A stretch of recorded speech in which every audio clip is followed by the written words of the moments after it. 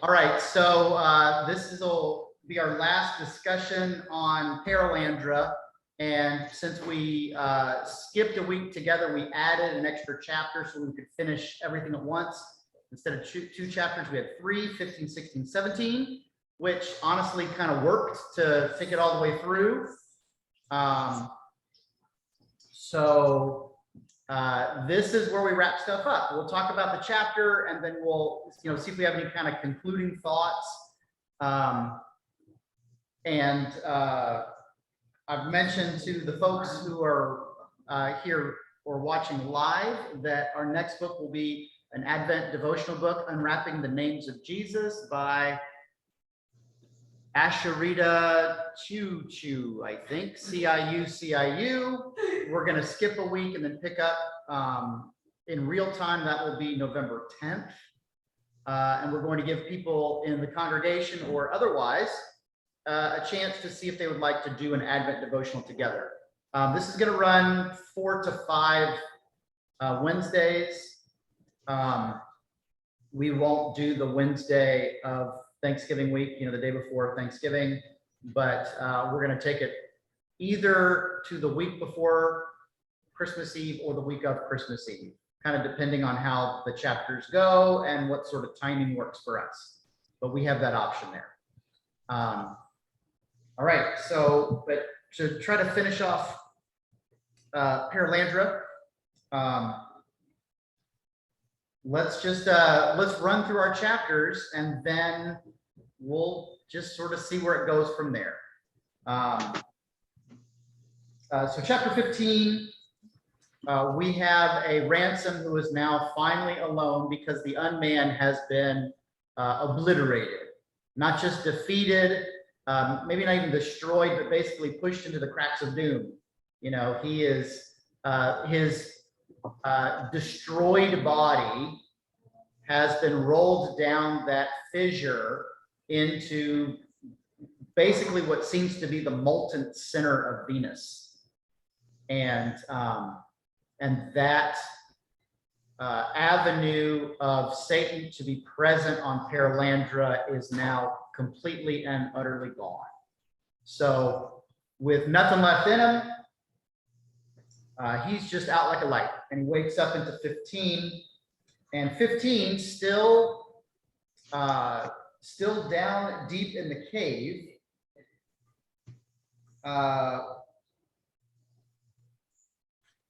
And he is just sort of exploring it a little bit. But we have to keep in mind that he has just been in a battle to the death, an unarmed but absolutely final conflict with the unman, and his body has just been battered. He's able to be awake for a period of time. He kind of crawls away from where he was, and then he finds a relatively comfortable spot, and then he's just out. And then it's sort of broadly described as being in and out of consciousness for maybe several days at a time. Now, is this where he is eating the berries, or does that happen after he makes the inscription in the cave wall? Anybody recall off the top of their heads? Eating the what? So I think this happens. I think he's just he's wandering a little bit and he's resting a little bit, finding a stream, drinking. So yeah, I think what I'm referring to happens next. So we'll get to that in a second. But basically, he does sort of wander a little, looking for water probably. And what is the one thing that he notices in particular about his battered body? His heel is bleeding. Yes, so that got brought up last week by somebody who had read too far. But yes, he doesn't actually realize that he has been bitten on the heel until now. And it's very clearly a human bite. And if you've ever had, like, say, a kid bite you or something, it doesn't look like a dog bite. It looks like a people bite. What's noteworthy about this bite? It doesn't stop bleeding. It doesn't stop bleeding. Is this a mortal wound? It acts like a- No, It seems to more ooze blood in my mind. It's not so much as it is like gushing arterial blood or anything, but it's more like, It just breaks all the time. yeah. I'm reminded more of like a cut shaving, you know, that just won't, you can't quite get it to stop, but it's not like you're gonna pass out or anything, but it just doesn't stop bleeding. It won't go away, which means it won't heal. If the blood is still flowing and not clotting, that tissue cannot heal. And we already had a sense of what that means. What's the reminder of what we think the biting of the heel means? I thought when I read it, it hit my, well, because I've been going through the Old Testament, Genesis 15, where God makes the prophecy that if he was talking, cursing Satan, and he said, he'll wound your head and you'll wound his heel." Right, so in case you can't hear that from the boundary mic, but the reference is quite possibly, because it's just a little too clever otherwise, to the prophecy given by God to the serpent. Yeah. That in the garden, as he is cast out and he is destined to crawl along his belly and eat the dust, that he will strike the heel of the offspring of the woman, but the offspring of the woman will crush his head. And what happens to the unman ultimately, but his head is crushed, Yeah, smashed with the rock. this time by ransom. Yeah. And in Genesis, in this very symbolic and theological way, the head of Satan is crushed by the heel of the ransom, by the ransom of Christ on the cross.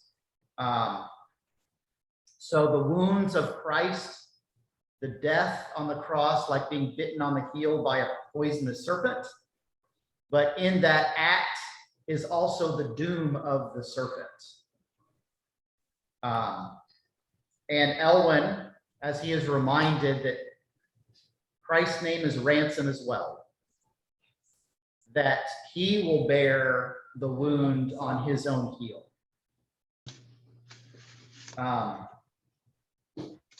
So he makes it to kind of this large flat area in the cave with where the wall is sort of soft enough, and he spends time carving, which seems to be, he even acknowledges this seems like a silly thing to do. And it's more about maybe occupying his mind than anything else. But what's the gist of what he carves? Well, he's making a,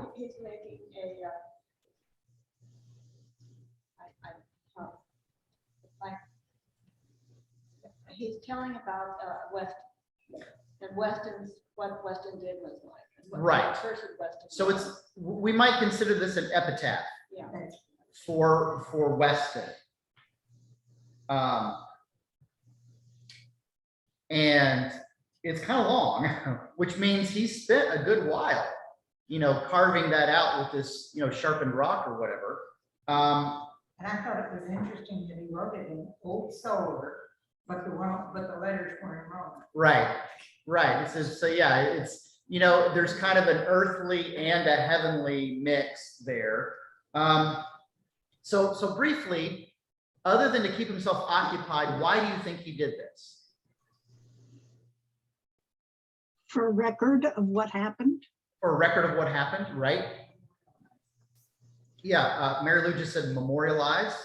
Why would it be important to have a record or a memorial?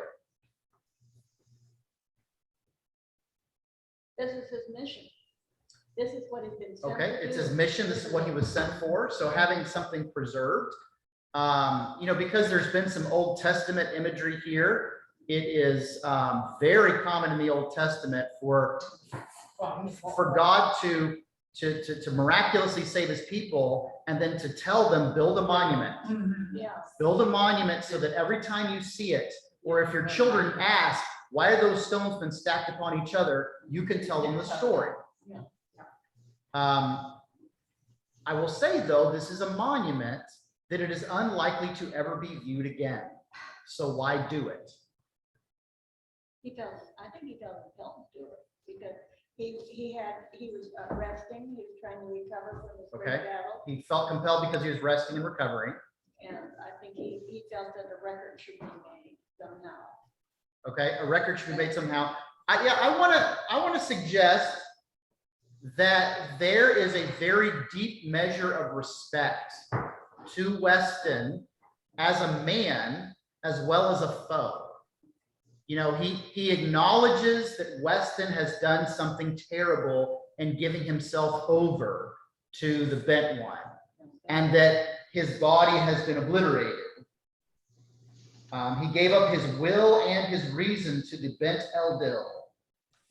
But at the same time, there's this acknowledgement that Weston was a great man. He was not a good man, he was an evil man, but there was greatness. Yes. Right. That was worth preserving. Of all of the Hanau that had lived not just on Earth, but for all we know, of all the Hanau that had lived anywhere in the solar system, he was the first to actually travel, you know, by his own power from planet to planet. And that was an achievement in and of itself that was worth memorializing somehow. He was the one that was able to do that. The other one didn't really have anything. Yeah, remember Divine was just a money man. Yeah, he was. Yeah, Divine was the guy who probably supplied the funds Money. so that Weston could build the equipment, because he was more interested in the gold. Weston was more interested in the scientific advancement. Right. And the advancement of mankind, at the time, he seemed to be really focused on that. The superiority of man and. Right. other So creatures didn't count. this was, you know, there's just this measure of respect, potentially even regret, you know, of a great life that was given away to evil. It's just, I think it's just sort of a neat moment that Ransom stops and does this, even if no one else will know. And that is one of the definitions of character that I'm very fond of. What you do when you think no one else is watching. So when no one else could say, hey, good job, Ransom, or thank you for doing that, or how magnanimous of you, Ransom does it anyway, with every expectation that no human eyes or no rational eyes will ever see what he did. It still seemed like the right thing to do, and he did it. And also, he would not, most likely not get any recognition. Right. And a lot of what Ransom has done has shown that character time and again. Basically, I may fail here. I'm probably never going to make it back to Earth, but I will do what I must. And so this is just maybe that final moment of character. And anyway, I just thought it was worth a little mention. So there's a little more discovering of this subterranean world. Remember, there's the thing about he finds almost like a miniature forest with almost perfect miniature little, what are they, like almost like little horse creatures. And it seems kind of like a bit of a diversion. And what does it mean and what is it for? But I'm still reminded of whether it's the brief encounter with the merman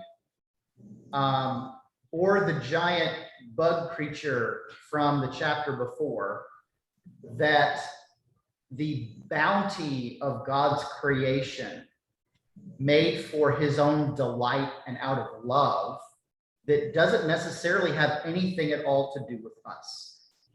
I'm pretty sure I've mentioned this before, maybe even in this book, but there's a great little line from the survivalist on TV, Bear Grylls, where he is parachuted into, I don't know, like a South American jungle or something. And he comes across this ridiculously, beautifully elaborate flower. You know, it's some jungle tree, and it's in blossom. And this flower is just, it's magnificent in its color and its shape, and it's huge. And he stops to say, to marvel at the handiwork of God that would make something so unnecessarily beautiful that no human eye would have seen if not for him having, doing this show. That tree would have lived and died, that flower would have blossomed and gone away without any human interaction at all. And for him, that was the glory of God. Even the heavens declaring God's glory, and that, our own presence is not the center of the world or the center of the universe. And now at some point he's wandering, and we get this music, and he has to sort of figure out where the music is coming from, and he follows it. Where's the music coming from? This creature. It looks like, in my mind, it looks somewhat like a horse. The enormous rounded belly with white bark above the shoulders, the neck grows like that of a horse. And it sings. Right. There's this singing animal. And this animal, which seems to be kind of unique in Perelandra, at least in comparison to anything he's seen before, not only sings this beautiful, almost haunting melody, and other than us talking about like bird singing or whale song, there aren't many animals that we categorize their noises as song or singing. And this one seems to be very clearly that, and it's complex, and there's a melodic line, and it seems to be, really elaborate. And this is the first animal that acts kind of shy. Yeah. Remember, it backs away from him, it's sort of unsure, and it doesn't seem to be a fearful thing. He takes a point to describe, there's no fear in Perelandra, but there is privacy. And this animal just seems to be private. And it's not that it's scared of Ransom approaching so much as it's kind of like walking in on someone singing by themselves, and then they become, a little embarrassed that they're not alone. Yeah, like people sing in the shower. Right, and you're having a grand old time, but as soon as you realize that somebody could hear you, you stop. Yeah. So I'm not going to suggest shame, because there's no shame in Perelandra either. But again, this element of privacy is just sort of a neat little nugget. It just adds a little dimension to, evil has been defeated. It never got the chance to cause Perelandra to fall. So in its Edenic state, there's still some privacy here and there. And I don't know, it's just kind of a neat little thing. It just proved it when he walked away. Picked it up again, right? It Started got singing louder. it. Right. So I think I must have skipped the section. I guess it was in the beginning. In the very beginning of 15, but when I had mentioned like the eating the berries, I thought there was sort of a lovely but brief section about Venus itself nurturing him back to health and life, where he's basically passing in and out of consciousness as his body is trying to heal itself. And occasionally he would wake up and there would be some sort of fruit on a branch that was just within his reach, Yeah. almost just to open his mouth and eat it and then fall back asleep. And there was just a tenderness, I thought, to the scene. And he even likens it to Venus, nurturing him like a mother might nurture a sick child. And then it's because of that he was able to recover. This body was potentially on the brink of death, over the course of however many weeks it was that he was in and out of consciousness, has now been healed. And so we get into 16. He's still been exploring now, but he gets to a point where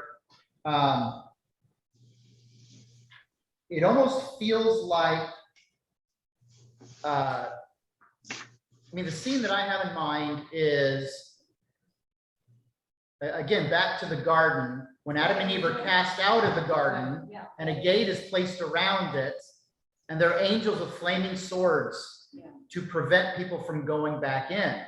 And so Ransom has now stumbled into an area where he knows he's about to enter into a place. And the place itself seems so holy and it seems so perfect. He is expecting to see those angels with flaming swords. But he has to go forward. He just knows that that's where he needs to be going, even though if this were in another context, he would be walking to his doom. He just knows that it is intended for him to go there now. And who does he meet as he crosses into this holy place? So he hears voices, and they're Eldil there. One that he identifies as Oyarsa, but it is not Oyarsa in a proper sense. Did you catch that little interaction? One of Yarsa Malacandra, but he just wanted to be called Malacandra because he was not the Oyarsa of That's right. Perelandra. So Oyarsa roughly means ruler. And it's the appropriate thing to say on the planet that that being rules, for they are the ruler. But if they are off of that planet and you encounter them, calling them Oyarsa kind of doesn't make sense because they are not, they're only Oyarsa on their own world. It reminds me of a couple of things. So, I mean, imagine if you are, you work at a company and, your boss, you might refer to as boss or the boss, but then if you attend a meeting with your boss at a completely different company, you wouldn't introduce him as, well, this is the boss. Well, you're at another company. This is Mr. So-and-so, or something like that, because that company has its own boss. Yeah. So boss is it's not a name, it's more of a function. And that reminds me of something that I remember my church history professor saying that I liked a lot, and I try to incorporate periodically into a sermon, that God is not a name. Even capital G God is not a name, it's a title. So it's a job description. Whoever it is that has made all that there is seen and unseen, whoever it is that keeps the planet spinning and us alive, well, that person is God with a capital G. So he likens it in this way. He says, when I got home after a long, hard day of work, I didn't want my kids to run up to me with their arms open wide and say, hello, breadwinner. I want them to say, Daddy. Breadwinner is what I do. Daddy is who I am. Yeah. So God is what God does. Who he is, well, in this sense, I typically use it in explaining the concept of father. Or we could, if it's the tetragrammaton, the four letters in Hebrew, the four consonants of Hebrew that represent the most holy name. It could be I am, it could be any other thing, but we just have the tendency as a shorthand to refer to act like God with a capital G is a proper name, and it's really not. It's not that it's wrong to use it that way, but it's not precise. And by thinking about the precision, sometimes it adds a little dimension to our understanding. So Oyarsa means the ruler of this heavenly body. And on Malacandra, he referred to that great Eldiel as Oyarsa. Off that planet, that same Eldiel says, it makes more sense for you to call me Malacandra. Now, the reason I'm taking a little bit of time in this is because there is an Oyarsa of Perelandra, but not for long, at least not the one he's talking to. What's going on here? There are two Eldiels, basically Malacandra and Perelandra, Mars and Venus. And he refers to Venus as Oyarsa, but only temporarily. Why? Well, they're getting ready to turn over the ruling of Perelandra to the king and queen. That's right. So when you see the full name of Tor and Tenedril, as they are given later for the Green Lady and the King, he gets Oyarsa built into his name. For now he is the Oyarsa of Perelandra. The Eldiel has been running it, but in preparation for the time. And again, this is a biblical illusion that for a little time we were placed under the angels. But that's not the destiny of humanity as God intends. And so even the grand and great Eldiels who are basically in charge of entire planets, the goal has been for them to prepare it for another.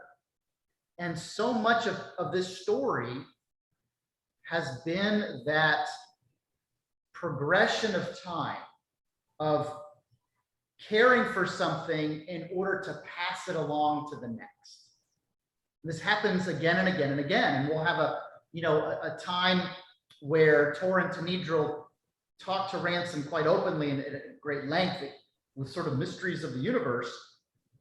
And this whole sense about where is the center of the universe, and the center is everywhere.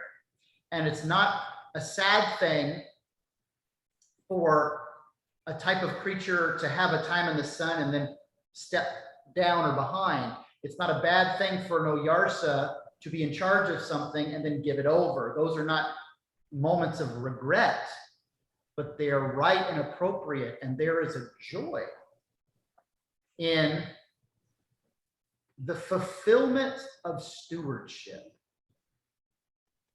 What we are granted, we are stewards of. And a good steward not only protects and preserves what is given, makes a return on that investment, and then gives it back, either to the giver of the gift or to the next steward in line. There is nothing dishonorable about a steward fulfilling their job. As a matter of fact, in that same parable, what happens when the master comes back to collect the talents that has been invested by the stewards? In the gospel. Well done, Yeah. good and faithful servant. Enter now into the joy your master has prepared for you. So to give those talents back over isn't a loss. It's ultimately a gain. Anyway, what do you remember, or what would you like to kind of bring back up about this interaction between Ransom and Mars and Venus? It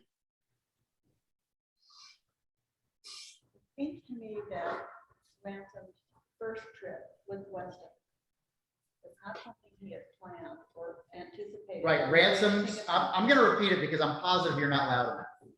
So Ransom does not intend his first trip to Malacandra. But the second trip, he knew he had a job to do. The second trip, he knows he has a job to do. Yes. Correct.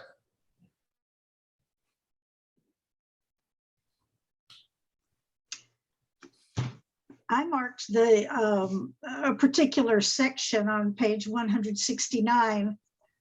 The morning, do you mean, he asked, Is all well? Has the queen found the king? The world is born today, said Malacandra. Today, for the first time, two creatures of the low worlds, two images of Maleldil that breathe and breed like the beasts, step up that step at which your parents fell and sit in the throne of what they were meant to be. It has never been seen before because it did not happen in your world. A greater thing happened, but not this.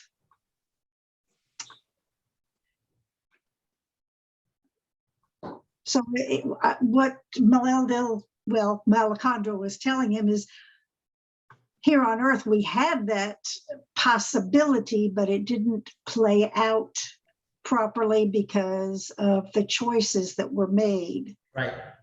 Adam and Eve. So something better happened. Jesus came because of that. Yes. This But we that statement from the scholastics that I mentioned, oh, happy fall. Yeah. So I don't know, that struck me. Well, and here's the thing, because the greater thing happened on earth with the incarnation, it has even changed what happens on Perelandra. Perelandra doesn't look the way it would have looked had the incarnation not happened. And what is the most compelling evidence of that? It's a subtle point that I'm not 100% you caught, because I didn't catch it the first time I read it. We're not there yet, but there is something that is overtly descriptive about how Perelandra is the way that it is because of the incarnation. Was it because Ransom showed up and he? Nope. Yes, but that's not what I'm intending. Okay. It was a pure land. What does the king look like? Or should I say, who does the king look like? We're going to need to look at that description because he goes on for a full paragraph. I was taking it to be Jesus. Yes. Tor the king is the spitting image of Jesus, to the point where Ransom recognizes him, but his image is so close, he's not tempted to worship him as though he truly is Jesus. He just understands that as Christ is the second Adam, as Christ is the firstborn of the new creation, he's the template now for the perfect humanity that was always intended. And so the king himself bears his image. In the sense that Christ bears ours, the king bears his. And there's a good whole paragraph in there where he basically says, it's kind of like the copy was so close, he wasn't tempted to see it as anything other than a copy. In the way that a waxwork might contain the full features of someone, but you never thought it was the person. And a beautiful portrait by a master, you would never assume is a real person because it's clearly two-dimensional. But there's something about it that is just, it so evokes the original. Where is that? It's basically the first moment that he actually sees the king. The king appeared, he Ransom. I'm going to say it's probably the beginning of 17.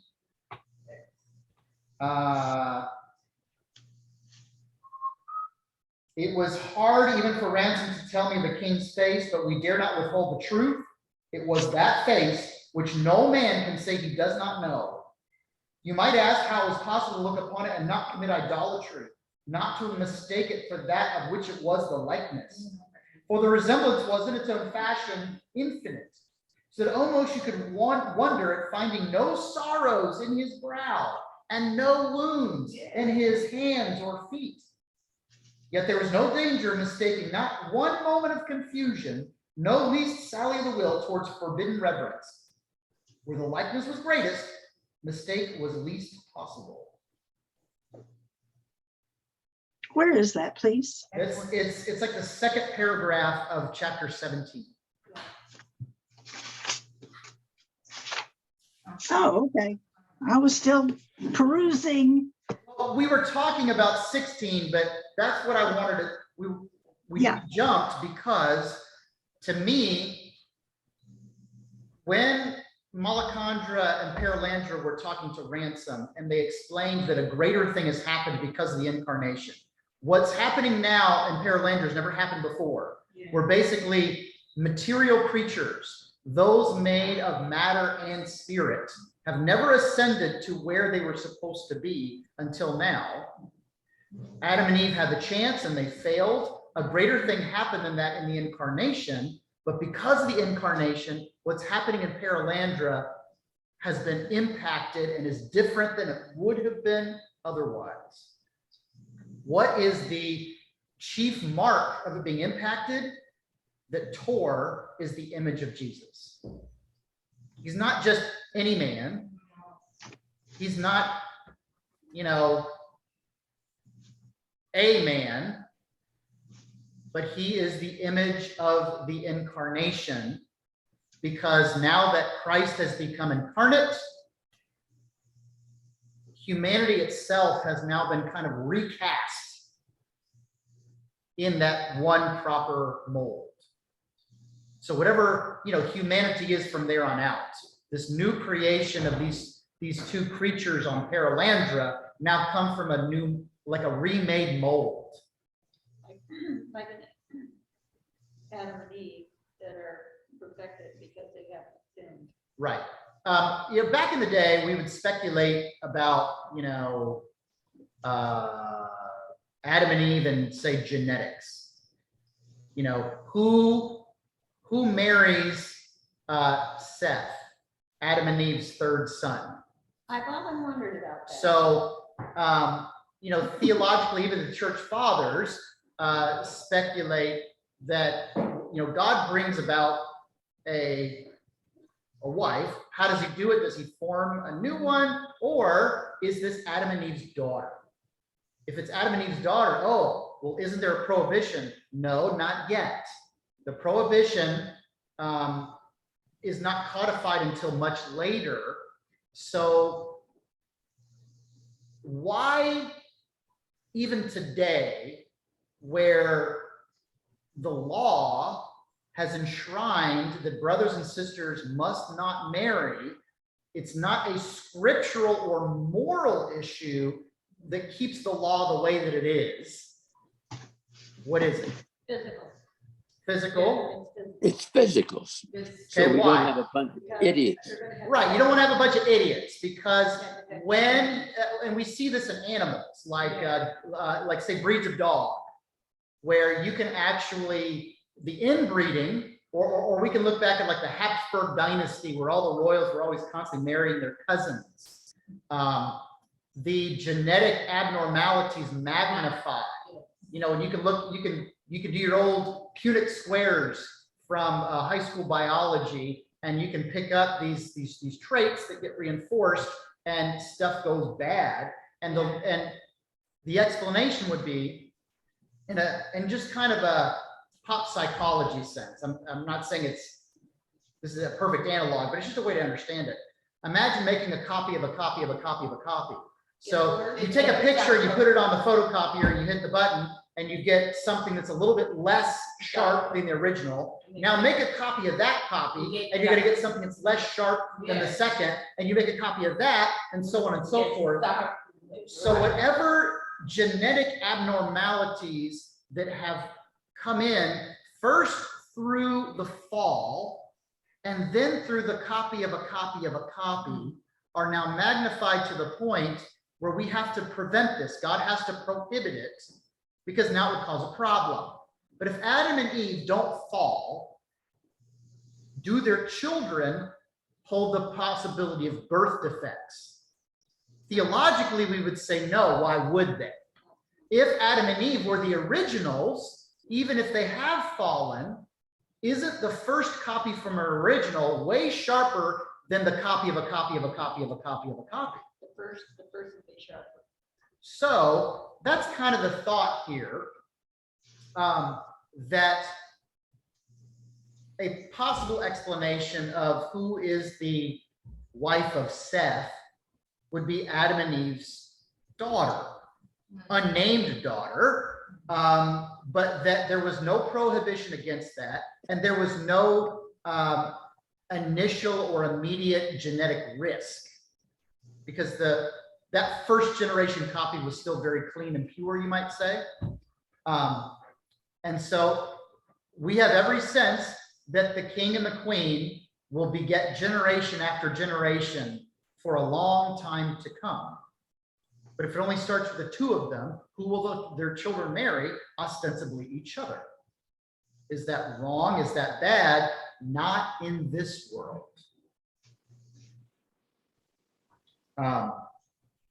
And so if the form of humanity has been renewed and redeemed, who has renewed and redeemed the form of humanity other than Christ himself?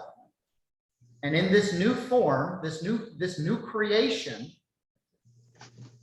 it bears his image in a way that it would not have borne prior to the incarnation. Does that track? You follow? All right. Mhm. It's a little heady, but I think it's pretty cool.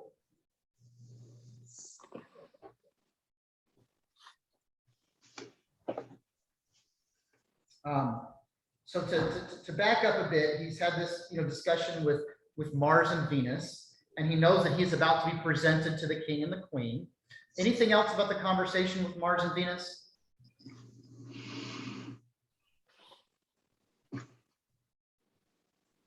We see the singing beast again, or at least reference, and then eventually we will see the singing beast, who just seems to have this kind of place of honor because of this beautiful voice.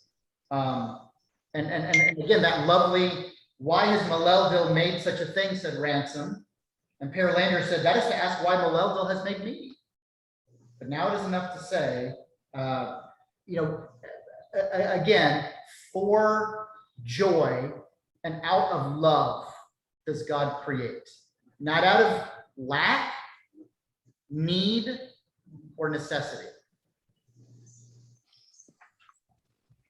And we're kind of brought back to that Bear Grylls flower comment. No human eye would have ever seen that flower if not for this moment. And yet God has created things, are reading in Job, Leviathan for the sport of it.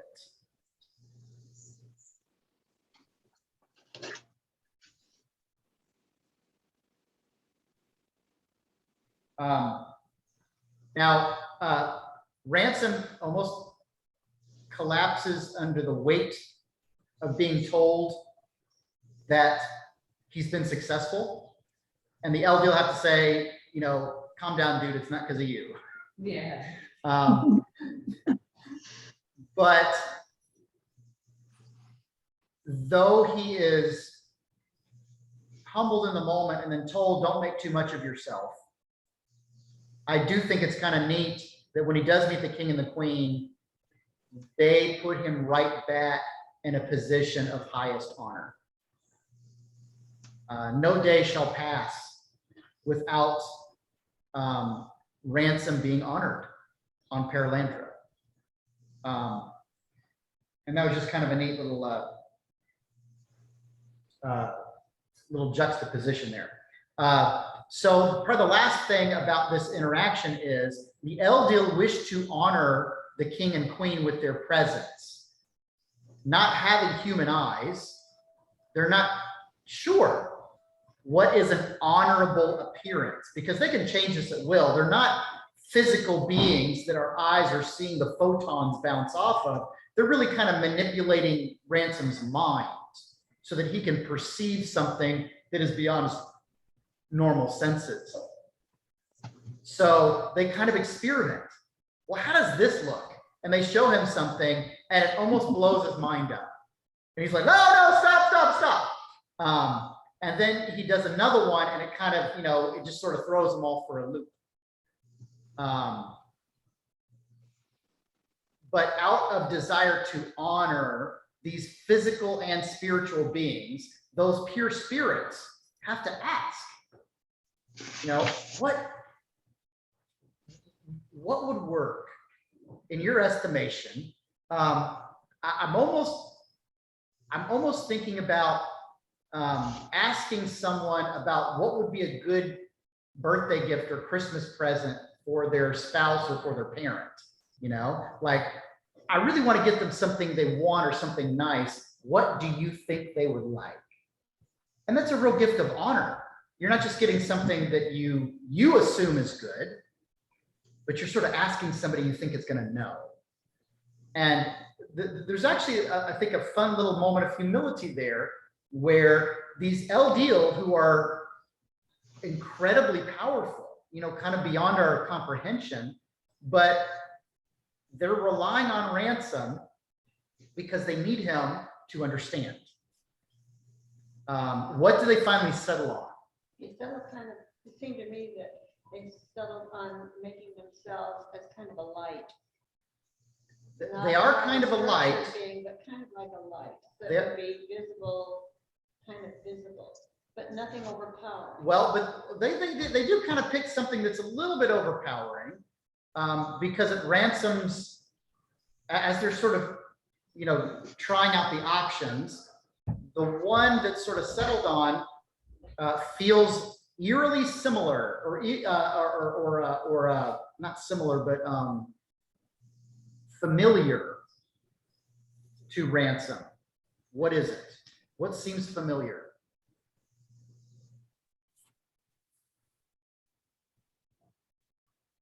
They basically take the appearance Of holiness. I'm not going to say holiness, I'm going to say of the Greek and Roman gods, or at least an approximation that when the Greeks and the Romans came up with descriptions of Mars and Venus, and they made Mars a warrior and they made Venus a beautiful woman, that they were feeling around in the dark, but getting the rough idea and the vague shape of some kind of essence of who Malacandra and Perelandra were. So without saying that he looks like a statue of Mars that he would see in the Pantheon, but there is something that's definitely an echo, or at least the Mars of a statue in Rome is the echo of this truer essence that almost has a feeling of carrying a spear, that almost has a more martial sense about it, that has a very clear sense of the masculine. Are you speaking of the king or Perelandra and? No, I'm talking about Malacandra and Perelandra. Oh, The El okay. Deal try to take a form that would honor the king and queen when they go into the king and queen's presence. Okay, got it. So again, this is kind of getting back to, and this even happened in the last book, where Ransom is sort of realizing that there are these vague, tenuous connections, even on Earth, which is under siege, but there's still little bits that seem to cross back and forth from the deep heavens. And so over the centuries, humanity has had some vague glimpses of the shadows of true things. So he has a definite sense of the form that Perelandra and Malacandra take on, and he just decides at this point, I'm just going to call them Mars and Venus, because that fits better than anything else. And we get, both in this section and in the next, kind of a lengthy discussion of the notion of gender, masculine and feminine, which is not male and female. And instead of, we typically think of the sex as being the foundation and the gender being its expression. The male is masculine and the female is feminine. Lewis puts it upside down to say, no, the essential thing is masculine and feminine, and the way that it's expressed is through sex, through man and woman. which is why almost every language wants to gender words. What makes a shirt in Spanish feminine? I haven't the slightest idea, but it's la camisa. So, It's not el camiso.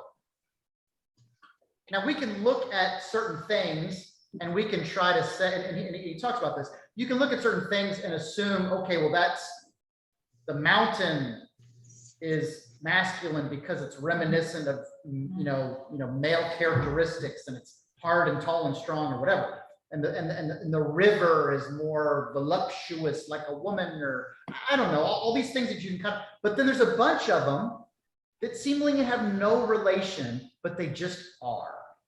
Why?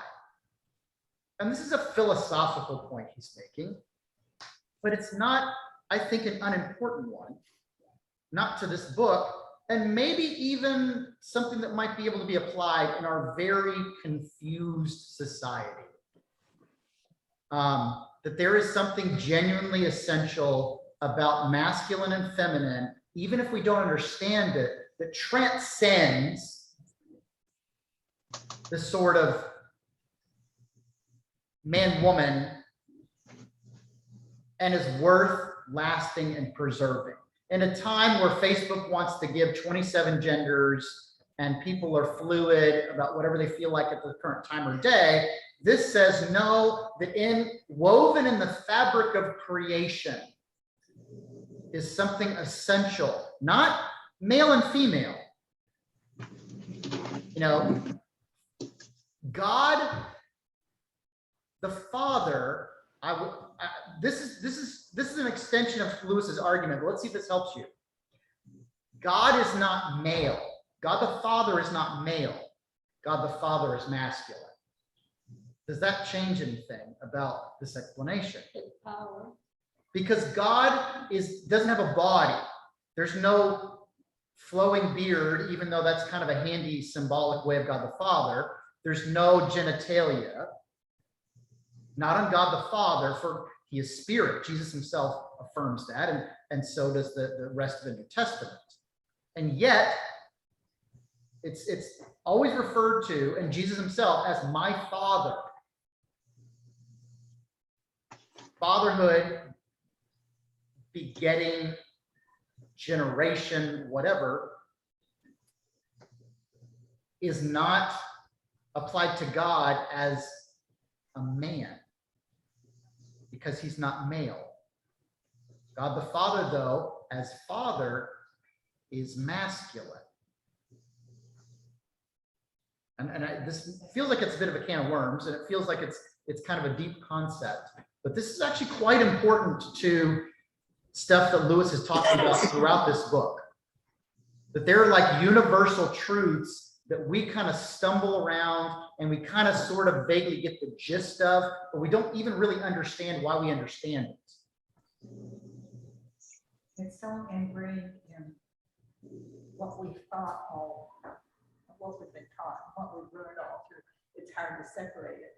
Yeah, well, and we were just at clergy conference, and it was about like abuse and power dynamics and clergy abuse, all this sort of stuff. And the woman was a very, very experienced therapist and a lecturer and stuff. And she was saying that she's worked with what feels like countless people, not just women, but countless people who can't work with fatherly language towards God because their human fathers were abusive. Yeah. And I've seen that before, and I understand it. When it comes to, here's a little inside baseball. When it comes to Mother's Day, I talk about mothers, and I employ language so that we can see God's gift of motherhood and some element of God's character and essence through the love of mothers.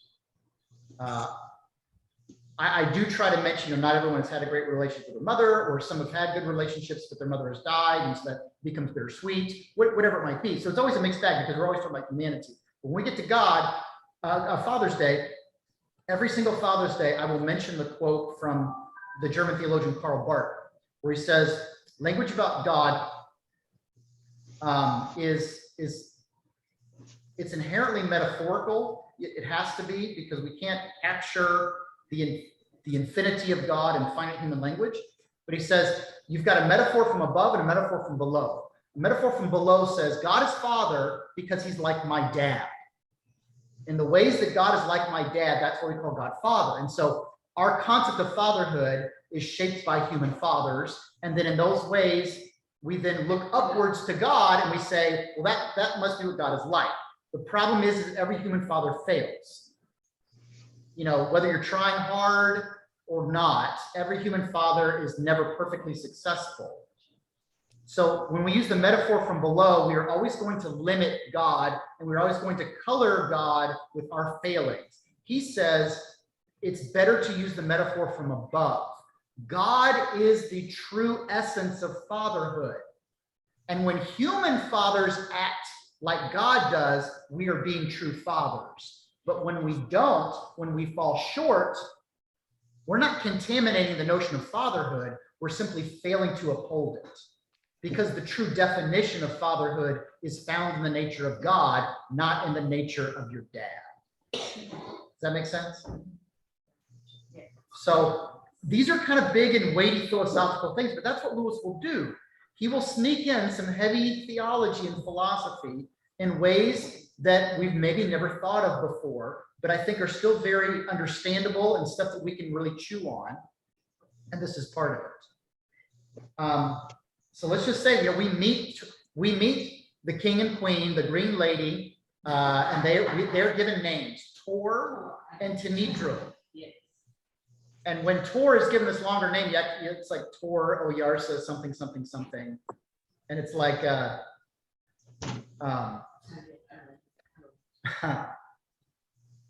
you know, when royals get married, like I remember it from the Charles and Diana wedding, but maybe if you recall from the more recent ones. But when they you know, do you so and so take this woman? Like they give the whole name, and those royals have like 8 middle names. And I remember Diana mixing up the order of Charles because he has so many of them. But she was like, you know, getting a few of them in between. But anyway, the king Tor has this longer name, but he is now referred to as, but Perelandra even at the bottom, page 177. It lies in your bidding, Tor Oyarsa. So now Tor is the Oyarsa of Perelandra because God's purpose has finally been fulfilled. But remember, he says, like any good new boss, no, I want you to stick around and show me the ropes. He does not wish for Perelandra to step aside completely. He wants Perelandra, the Eldiel, to continue to teach him. He recognizes that he is not fully prepared to do all of the things that Perelandra has been doing to keep this world running. But he is in the process of learning. And now we have this really long, very beautiful, but kind of heavy interaction between the king, the queen, and Ransom, with a little bit chipped in here and there by the Eldiel. So we have several pages of that. That's really the heart of all of chapter 17. So I want to just see if there are things in particular that you guys either had a question about or you wanted to bring up.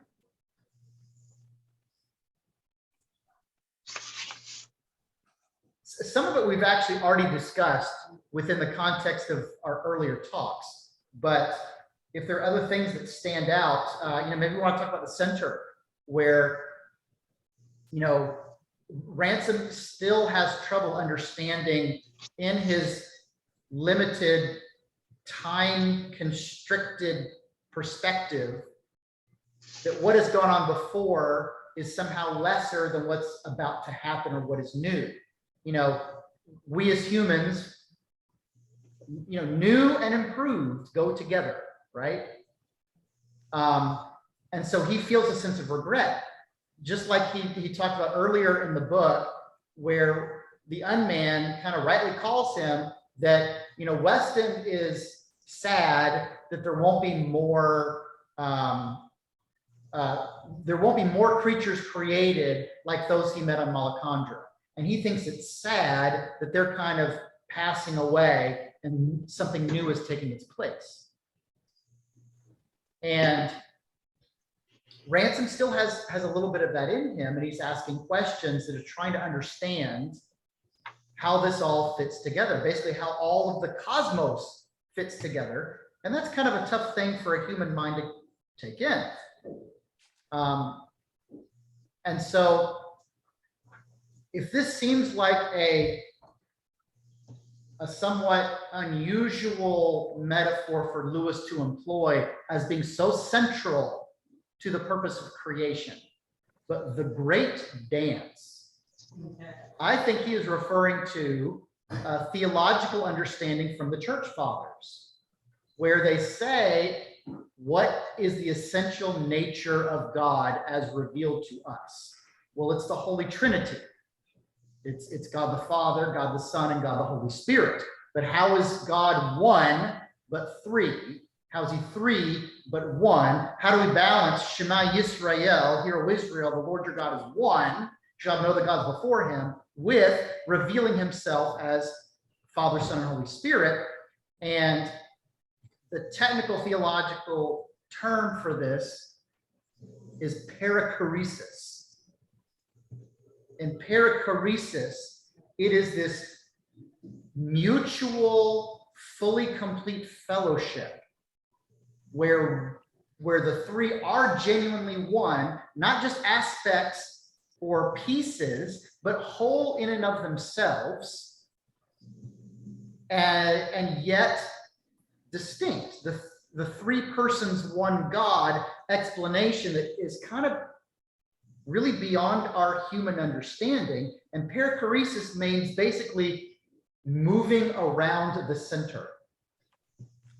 And the image used in perichoresis is a dance.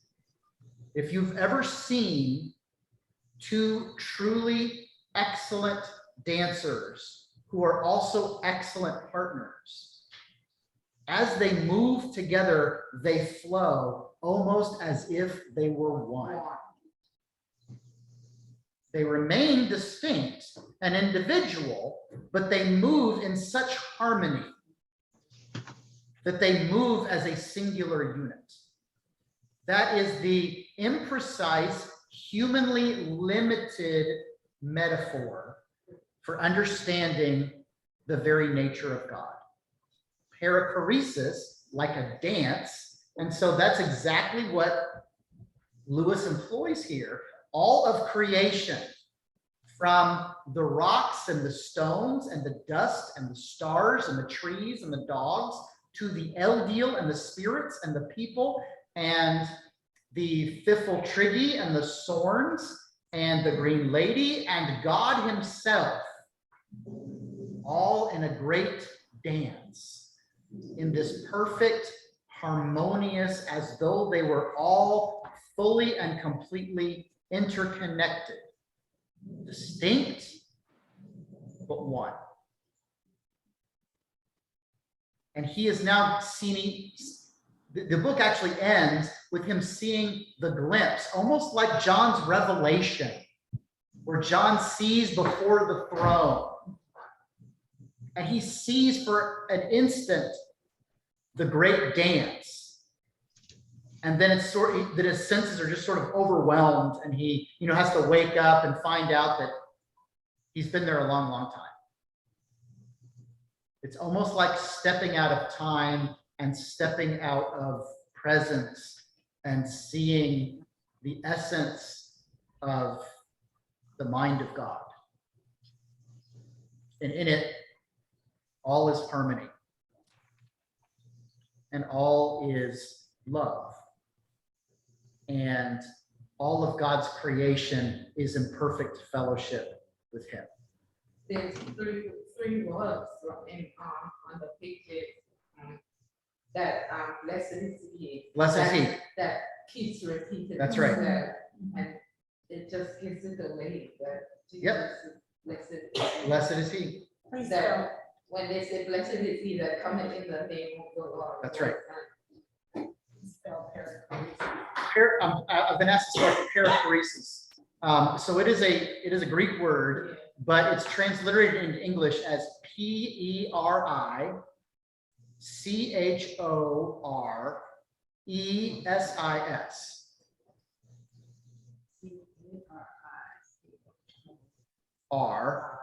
RESIS.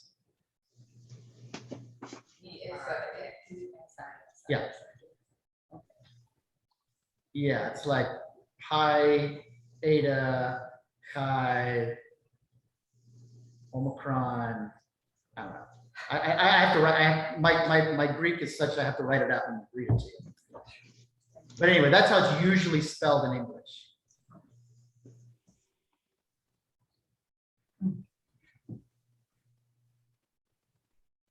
So I'm gonna open it back up in just a second, but I'll close off my intention to say they then, after he wakes up and he finds out he's been on Venus for a year, just I almost get the impression of stepping into the great dance swept him away, almost like stepping into floodwaters where it doesn't look that fast or that strong. But you step into the waters of a flood or of a raging river, you're just carried away. Your sense of time. If you've ever been to a place that has a people mover, like at the airport, and you're walking and you step on, whoa, and you kind of take off. And so he is now this glimpse of eternity, which overwhelms him. And he wakes up and it's been a long time. And then they send him home.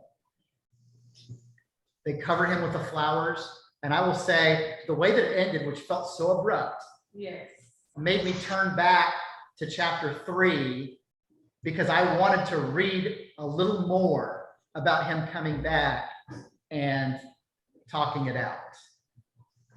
But what a neat way to have bookended this. We actually got the end of the book already. We just didn't realize it.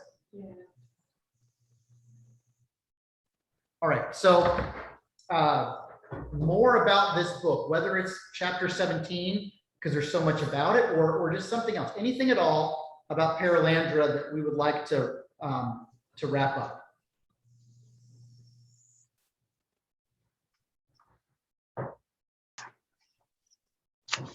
There was that section, let's see, starts at the bottom of 183 and it goes on for several pages with a fairly lengthy and descriptive paragraph about the things that God has done, or Maleldil, and then ends with blessed is he, just that constant refrain. Yes, right.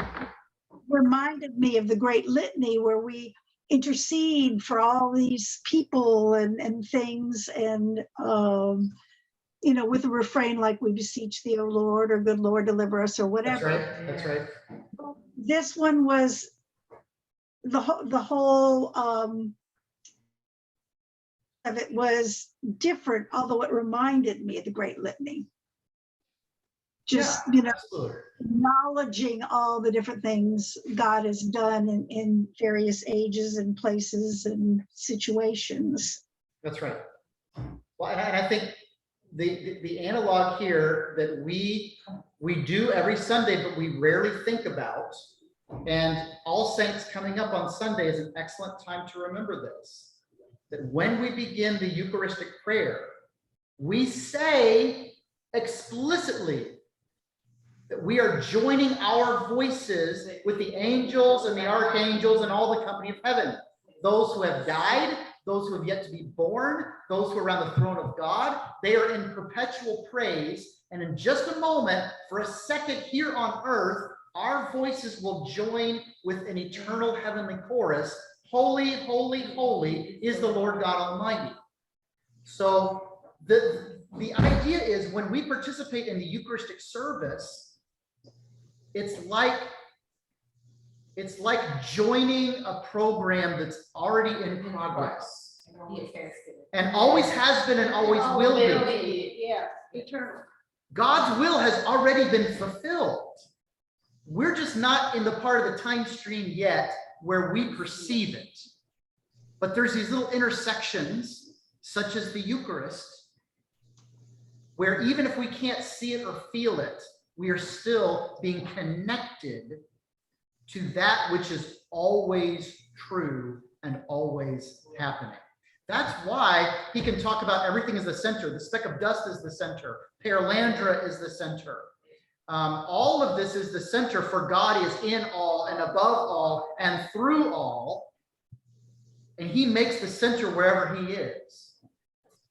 And that's why he is the God of yesterday, tomorrow, and today, the past, the present, the future, of all that there is, seen and unseen. They live in the eternal,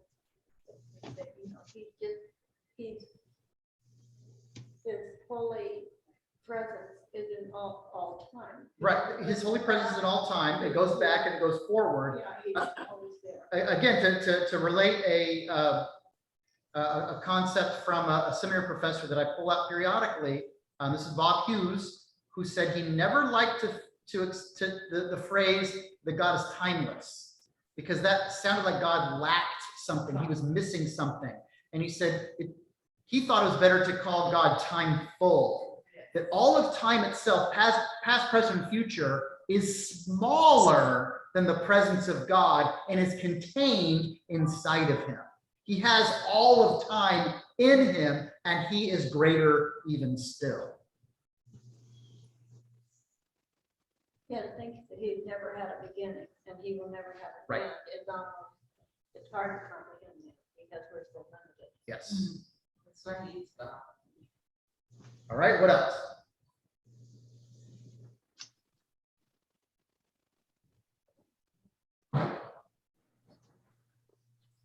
Anything else? It's pretty deep. It did get very deep there at the end, but confronted with what happened, I think it kind of had to. You know, this is not just speculative theology. What would have happened if Adam and Eve never fell? If Adam and Eve never falls, we are in such fellowship with God as our minds cannot comprehend. And so, but this isn't the end. Tor and Tenedril and the perfection of Perelandra, if you recall, they themselves express it is not the end. When we have gone around Arbol, the sun, 10,000 times, then we can start talking about a beginning, because there will be an end, but that end will be a beginning. Yeah. So a new heaven and a new earth, that's not this yet. Even this in its newness is not what's ultimately promised. But I gotta say, in reading that, the reference was not lost on me that Tor talks about 10,000 revolutions around Arbol, and I just had to think, when we've been there 10,000 years, bright shining as the sun, we've no less days to sing God's praise than when we first begun. And I think of day 8, I never heard that expression until recently. Day 8 is the new creation. new creation. And it goes on, never ending. All right. So anything else? Well, I want to thank you guys for giving me a reason to reread this book. It had been several years. And I want to thank you for being willing to talk about stuff that's, to me, a lot of fun to talk about. It's very interesting. It's not always easy, but I think it's just really, really good stuff. It excites the mind, the imagination, it inspires the heart. There's a great and deep beauty to stuff like this that I just really love. And I really appreciate the chance to share it with people. So thank you. I've already said that we're not going to move into the third book together, at least not now. And by now, I mean, not even after this book. If we do it, it would be sometime well into the future. But I would absolutely encourage you to read That Hideous Strength if you have the chance. It's super fantastic. It's just totally different than either of these two books. I need to read this one too. Okay. All right. So are we good? We're good. Do you know what I've heard? So I will, I'm going to have these books out and available here at church. If you would like to order one on your own, you can order them through Amazon. They're about $9 for Unwrapping the Names of Jesus. The last name of the author is spelled C-I-U, or $9 here if you want to pick one up at church. My mom says she has a version on Kindle, so that may be available as well if you like that. But we'll spend 4 or 5 weeks just preparing for Advent together. There are daily readings as well as a weekly theme and some activities it encourages you to do to kind of put some practicality on the devotion. And so hopefully this will be something good as we start shifting and preparing for Christmas. Okay? Everybody good? Yes. All right. Well, again, thank you again. It is a great blessing and gift that you guys have given to me.